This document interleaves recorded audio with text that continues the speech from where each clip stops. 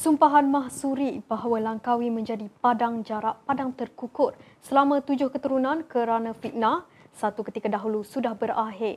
Maka ini peluang Malaysia mengambil kesempatan memberi nafas baharu kepada industri perkapalan dan pelabuhan negara utara tanah air.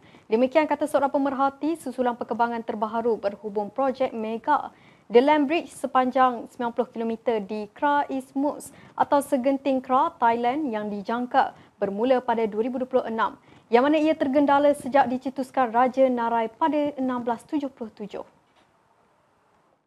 Berita 757 sebelum ini berkali-kali melaporkan pemerhati sama menegaskan pembinaan The Land Bridge bukan satu ancaman ekonomi tetapi kelebihan buat negara yang mana Malaysia sepatutnya mempertikat fasiliti pelabuhan terutama di utara Semenanjung. Pemerhati berkata Thailand melalui mantan Perdana Menteri Srettha Thavisin pernah memberikan komitmen untuk turut melibatkan Malaysia dalam projek berkenaan. Justru Perdana Menteri Datuk Seri Anwar Ibrahim seharusnya bersiap sedia merancang Langkawi supaya dimajukan sebagai hub strategik penyelenggaraan dan pembaikan kapal selain pemindahan barang serta perkhidmatan kargo bertaraf dunia. Pemerhati menambah mana-mana syarikat perkapalan Singapura yang berminat menjadikan Langkawi sebagai pangkalan juga boleh dialu-alukan sekaligus memberi kelebihan ekonomi perdagangan kepada negara. Bagaimanapun kesukaran pasti akan dihadapi negara jiran Singapura sekiranya The Land Bridge menjadi pilihan utama laluan perkapalan berbanding laluan di Selat Melaka yang juga merupakan salah satu laluan perniagaan laut tersibuk di dunia. Untuk rekod, pembinaan The Land Bridge yang bakal menelan kos sehingga 1